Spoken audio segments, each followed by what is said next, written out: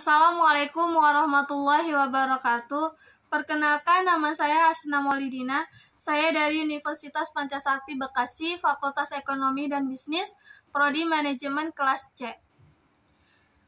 Berkesempatan saya di sini untuk menyampaikan pemahaman saya tentang materi emotional intelligence. Materi pertemuan ke-1 emotional intelligence atau kecerdasan emosional. Kecerdasan emosional atau emotional intelligence yaitu kemampuan seseorang dalam mengendalikan emosi diri dan memahami emosi orang lain. Kecerdasan emosional ini pertama kali diperkenalkan oleh Edward Thorndike, Columbia University pada tahun 1930. Istilah yang pertama kali digunakan adalah kecerdasan sosial atau social intelligence. Social intelligence, yaitu kata emotional intelligence, pertama kali diperkenalkan oleh Wayne Payne pada tahun 1985 sebagai istilah baru untuk menggantikan social intelligence. Terdapat 3 pendekatan untuk menjelaskan konsep kecerdasan emosional. Model-model kecerdasan emosional yaitu yang pertama ability model, yaitu diperkenalkan oleh Peter Salovey dan John Mayer yang berpendapat bahwa kecerdasan emosional adalah suatu keterampilan atau skills yang bisa dilatih. Yang kedua, trait model. Menurut pendapat Patrick, kecerdasan emosional bukanlah seperti keterampilan yang bisa dibentuk, tetapi lebih pada karakter seseorang. Yang ketiga, ability model dan trait model. Diperkenalkan oleh Daniel Goleman dalam bukunya Emotional Intelligence bahwa kecerdasan emosional adalah gabungan antara keterampilan dan karakter. Daniel Goleman memperkenalkan 5 komponen utama kecerdasan emosional. 5 elemen utama emotional intelligence yaitu 1. Self-awareness, kecerdasan diri untuk mengenali dan memahami berbagai tipe mood, emosi yang dirasakan seseorang. Yang kedua, self-regulation, kemampuan dalam mengendalikan emosi, tidak terlalu reaktif dalam menghadapi masalah yang datang. Yang ketiga, internal motivation, adanya passion atau dorongan untuk bekerja bukan karena uang atau status. Yang keempat, empati, yaitu kemampuan dalam memahami perasaan orang lain. Yang kelima, social skills, yaitu kecakapan dalam mengelola hubungan, membangun jejaring, dan hubungan pertemanan yang nyaman. Materi pertemuan kedua, emotional intelligence. Pengertian kecerdasan emosional yaitu kecerdasan emosi dapat menempatkan emosi seseorang pada posisi yang tepat, memilah kepuasan, dan mengatur suasana hati. Koordinasi suasana hati adalah inti dari hubungan sosial yang baik. Apabila seseorang pandai menyesuaikan diri dengan suasana hati individu yang lain atau dapat berempati, orang tersebut akan memiliki tingkat emosional yang baik dan akan lebih mudah menyesuaikan diri dalam pergaulan sosial serta lingkungannya. Indikator kecerdasan emosional. A. Mengenal emosi diri. 1. Kesadaran emosi. Menurut Goleman, orang yang memiliki kecakapan kesadaran emosi adalah A. Tahu emosi mana yang sedang mereka rasakan dan mengapa. B. Menyadari keterkaitan antara perasaan mereka dengan yang mereka pikirkan, perbuat, dan katakan. C. Mengetahui bagaimana perasaan mereka memengaruhi kinerja. D. Mempunyai kesadaran yang menjadi pedoman untuk nilai-nilai dan sasaran-sasaran mereka. 2. Percaya diri. Orang yang memiliki kepercayaan diri mereka yang A. Berani tampil dengan keyakinan diri, berani menyatakan keberadaannya. B. Berani menyuarakan pandangan yang tidak populer dan bersedia berkorban.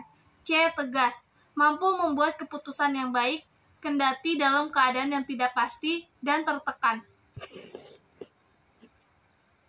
B. Mengelola emosi diri. Mengelola emosi yaitu menangani perasaan agar perasaan dapat terungkap dengan pas. Kecakapan ini bergantung pula pada kesadaran diri. Mengelola emosi berhubungan dengan kemampuan untuk menghibur diri sendiri, melepas kecemasan, kemurungan, atau ketersinggungan, dan akibat-akibat yang timbul karena gagalnya keterampilan emosional dasar. C. Memotivasi diri sendiri. Memotivasi diri adalah menggunakan hasrat yang paling dalam untuk menggerakkan dan menuntun kita menuju sasaran, membantu kita mengambil inisiatif dan bertindak sangat efektif, serta untuk bertahan menghadapi kegagalan dan frustasi. Sementara itu, untuk unsur yang berkaitan dengan motivasi dalam kecakapan emosi, melahirkan kecakapan yang meliputi dorongan berprestasi, komitmen, dan optimisme. Usaha-usaha untuk meningkatkan kecerdasan emosional. Kecerdasan emosional tidak berkembang secara alamiah. Artinya, kematangan seseorang tidak didasarkan pada perkembangan usia biologisnya. Oleh karena itu, EQ harus dipupuk dan diperkuat melalui proses pelatihan dan pendidikan yang berkesinambungan. Banyak para pakar yang merumuskan kiat-kiat mengembangkan kecerdasan emosional. Di antaranya adalah pendapat Claude Steiner yang mengemukakan 3 langkah utama dalam mengembangkan kecerdasan emosional, yaitu A. Membuka hati. Hati adalah simbol pusat emosi yang dapat merasakan nyaman atau tidak nyaman. Oleh karena itu, kita dapat memulai dengan membebaskan hati kita dari impuls pengaruh yang membatasi kita untuk menunjukkan kasih sayang satu sama lain. B. Menjelajahi daratan emosi. Setelah membuka hati, kita dapat melihat kenyataan dan menemukan peran emosi dalam kehidupan, sehingga kita akan menjadi lebih bijak dalam menanggapi perasaan kita dan perasaan orang lain di sekitar kita. C. Bertanggung jawab. Untuk memperbaiki dan mengubah kerusakan hubungan, kita harus mengambil tanggung jawab. Setelah dapat membuka hati dan memahami perasaan emosi orang sekitar kita, ketika terjadi permasalahan antara kita dan orang lain, sangat sulit melakukan perbaikan tanpa ada tindak lanjut. Manfaat kecerdasan emosional. Para ahli psikologi menyebutkan bahwa IQ hanya mempunyai peran sekitar 20% dalam menentukan keberhasilan hidup, sedangkan 80% sisanya ditentukan oleh faktor-faktor lain. Di antara yang penting adalah kecerdasan emosional atau emotional quotient. Dalam kehidupan banyak sekali masalah-masalah yang tidak dapat dipecahkan semata dengan menggunakan kemampuan intelektual seseorang. Kematangan emosi ternyata sangat menentukan keberhasilannya. Dengan kata lain, kecerdasan emosi mempunyai kontribusi yang sangat besar dalam mencapai keberhasilan hidup. Materi pertemuan ketiga, emotional intelligence atau kecerdasan emosional. Pendahuluan. Emosi adalah bagian dari kekayaan diri manusia yang tidak boleh diabaikan. Dengan adanya emosi, manusia dapat berinteraksi dengan sesamanya, berhubungan dengan lingkungan dan peristiwa apapun yang terjadi di luar dirinya. Dari itu, emosi memberi warna dan nuansa dalam kehidupan manusia melalui perasaan gembira, sedih, marah, benci, puas, dan sebagainya. Pengertian perangkat diri. Fungsi-fungsi perangkat diri yang terdiri dari perangkat diri fisik atau zahir yang meliputi tangan, kaki, kepala, badan, dan lain sebagainya yang berfungsi sebagai wadah atau media bagi perangkat diri yang bersifat non-fisik, seperti pikiran, emosi, penglihatan, dan lain sebagainya. Perangkat diri non-fisik atau mental yang terdiri dari kesadaran, pikiran, dan perasaan atau emosi. Fungsi kesadaran diri. Fungsi kesadaran berlangsung sangat kompleks. Prosesnya melibatkan pusat-pusat fungsional otak. Kesadaran dimaksud adalah suatu rangkaian keadaan di mana orang mampu melakukan reaksi terhadap informasi rangsang yang berasal dari daerah sekitarnya.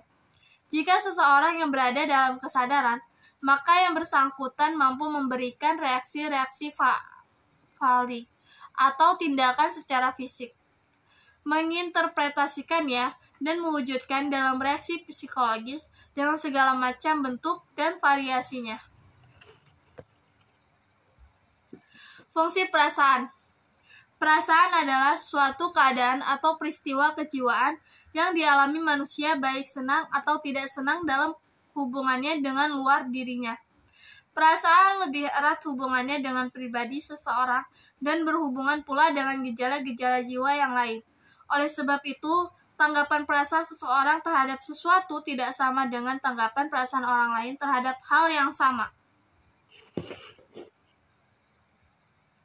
Gejala perasaan tergantung pada kondisi jasmani, misal badan dalam keadaan sakit, perasaan mudah tersinggung daripada tubuh dalam keadaan sehat dan segar. Pembawaan. Ada orang yang pembawaan berperasaan halus, sebaliknya ada pula yang cenderung perasaannya kurang peka. Perasaan seseorang berkembang sejak ia mengalami sesuatu. Kondisi yang dapat mempengaruhi perasaan dapat memberikan otak dalam perkembangan perasaan.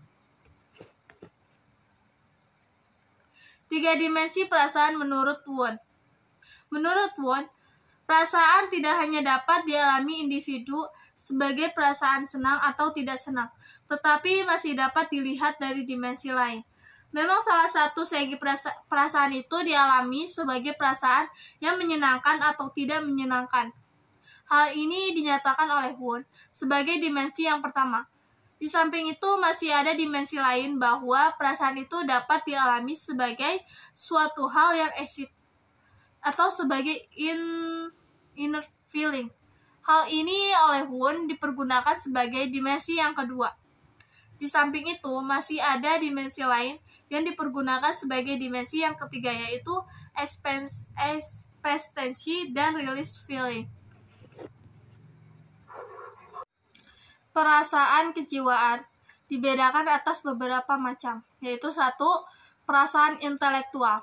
Perasaan ini merupakan jenis perasaan yang timbul atau menyertai perasaan intelektual, yaitu perasaan yang timbul bila orang dapat memecahkan sesuatu soal atau mendapatkan hal-hal yang baru sebagai hasil kerja dari segi intelektualnya. Perasaan ini juga dapat merupakan suatu mendorong atau dapat memotivasi individu dalam berbuat. Perasaan ini juga dapat merupakan motivasi dalam lapangan ilmu pengetahuan. Yang kedua, perasaan kesusilaan. Perasaan kesusilaan timbul kalau orang mengalami hal-hal yang baik atau buruk menurut norma-norma kesusilaan. Hal-hal yang baik akan menimbulkan perasaan yang positif, sedangkan hal-hal yang buruk akan menimbulkan perasaan yang negatif. Yang ketiga, perasaan keindahan. Perasaan ini timbul kalau orang mengamati sesuatu yang indah atau yang jelek. Yang indah menimbulkan perasaan positif, yang jelek menimbulkan perasaan yang negatif. Yang keempat, perasaan kemasyarakatan. Perasaan ini timbul dalam hubungan dengan orang lain. Kalau orang mengikuti keadaan orang lain, adanya perasaan yang menyertainya. Perasaan dapat bermacam-macam coraknya. Misalnya, benci atau antipati, senang atau simpati. Yang kelima, perasaan harga diri. Adalah perasaan yang menyertai harga diri seseorang. Perasaan ini dapat positif, yaitu kalau orang mendapatkan penghargaan, harga diri lebih. Tapi perasaan ini juga dapat bersifat negatif, yaitu bila orang mendapatkan kekecewaan sehingga menimbulkan rasa harga diri berkurang. Fungsi pikiran. Manusia adalah makhluk Tuhan yang paling sempurna di antara semua makhluk yang telah Dia ciptakan. Salah satu kesempurnaan yang ada pada diri manusia adalah manusia diberi pikiran agar dapat mengetahui sesuatu. Manusia diharapkan dapat melaksanakan amanahnya dengan baik dan benar, sehingga pada akhirnya manusia dapat meraih kesuksesan dan mempertahankan kesempurnaannya sesuai dengan esensi penciptaan manusia itu sendiri. Dengan pikiran pula, manusia diharapkan untuk dapat membedakan antara yang baik dan yang buruk, yang benar dan yang salah. Bahkan dengan pikiran manusia bisa mengkaji dan meneliti sebab akibat dari setiap peristiwa pada alam semesta ini.